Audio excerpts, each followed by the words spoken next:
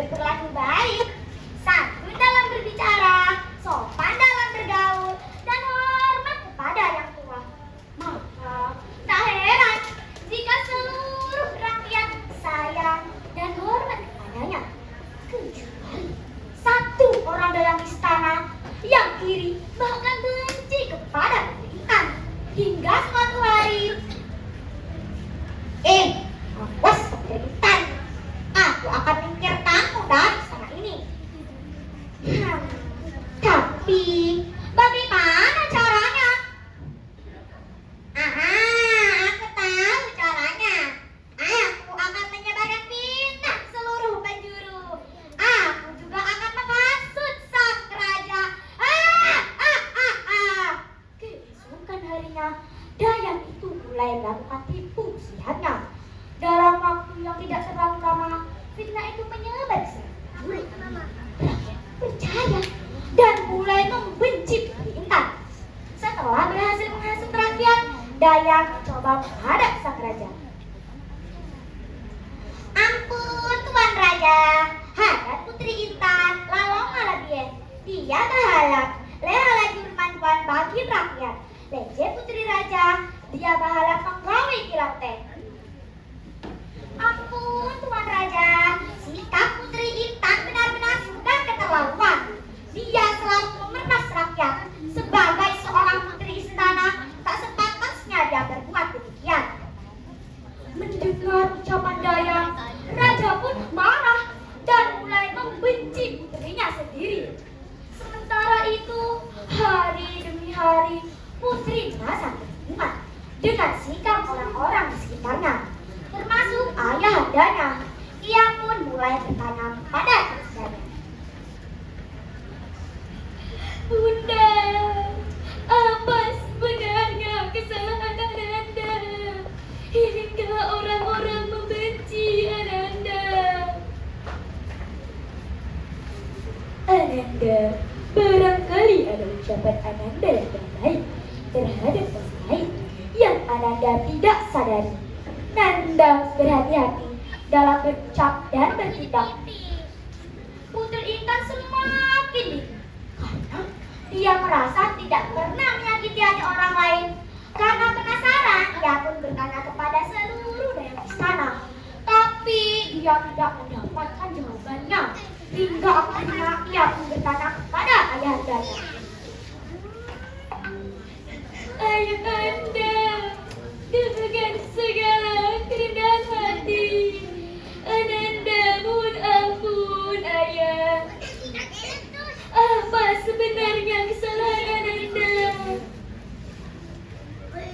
Kau masih bertanya kesalahanmu apa?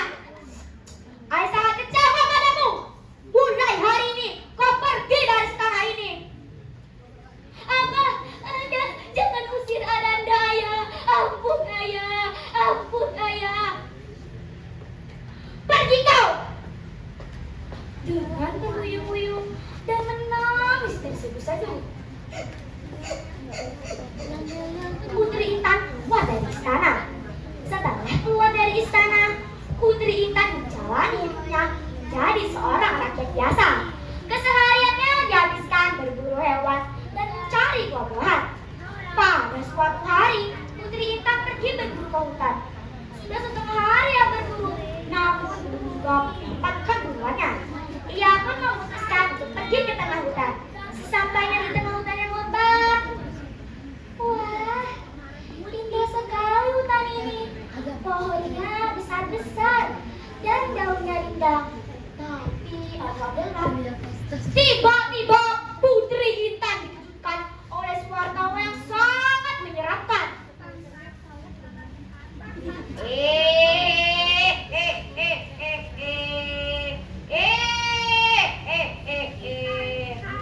Hai gadis cantik, siapa kamu? Dan mengapa kamu berada di tengah hutan ini? Ampun ya, saya Putri Intan. Saya di sini karena saya telah diusir oleh ayahanda dari istana. Wah, kebetulan sekali aku bertemu dengan gadis terbuat. Aku akan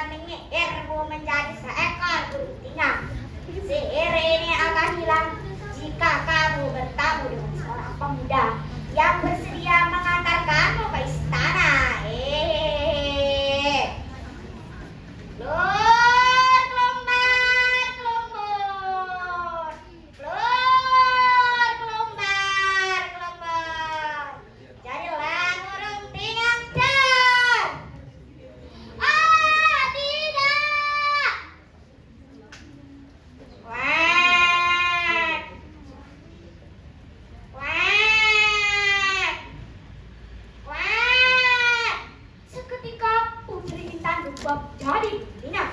Setelah menyihir Putri Intan, nenek itu seketika menghilang. Keseharian Putri Intan hanya hinggap di satu pohon ke pohon lainnya dengan berbicara. Pada suatu hari, burung tinggal melihat lebat dan dia hinggap di pohon itu. Ternyata pohon itu terdapat perangkap. Kaki burung tinggal terjerat di sana. Ia terus berontak-ontak untuk melepasnya, tapi tidak bisa. Tiba-tiba terdengar langkah kaki yang mendekat. Ternyata ada seorang pemuda yang gagah dan tampan bernama Dohong. Ternyata perangkap itu milik Dohong. Dengan hati-hati Dohong melepas dirinya. Wah, indah sekali burung ini. Bulunya halus, kicauannya merdu. Baru kali ini aku mendapatkan burung sebagus ini. Dohong pun pulang ke rumah dan meletakkan burung tinggal di dalam sangkar. Keesokan harinya Dohong pergi berburu, namun tiba-tiba mendapatkan buruannya. Ia pun pulang ke rumah dalam keadaan lapar.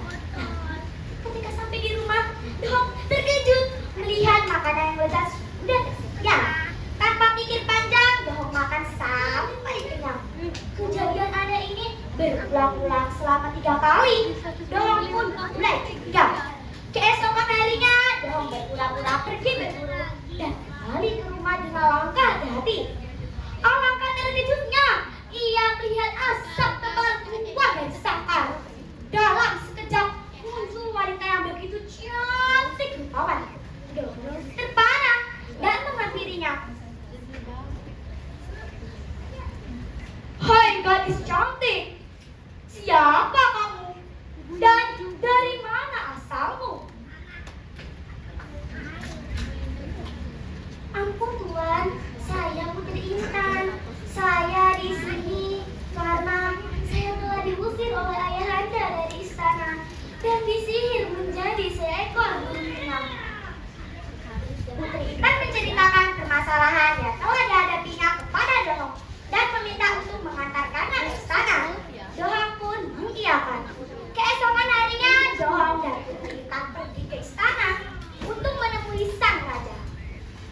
Ampun, Baginda Raja, hamba Dohong, hamba di sini bermaksud untuk mengantarkan Putri Intan ke istana. Dohong menceritakan kejadian yang telah dialami oleh Putri Intan. Akhirnya, raja mengerti bahwa putrinya telah difitnah dan menyesali perbuatannya. Raja pun meminta maaf dan menyuruh daya dan memfitnah Putri Intan. Putriku, maafkan ayah. Ayah menyesal tidak mempercayaimu. Syukurlah ayah. Ayah sudah tahu kebenarannya. Terima kasih ayah. Kemudian raja menikahkan Dohong dengan Putri Intan dan menobatkannya sebagai pewaris tahta kerajaan Karam. Dohong dan Putri Intan hidup bahagia. Cerita tadi dapat kita ambil pelajaran. Hendaknya kita menghindari perbuatan fitnah, karena fitnah dapat menimbulkan perpecahan dan mencoreng nilai seseorang.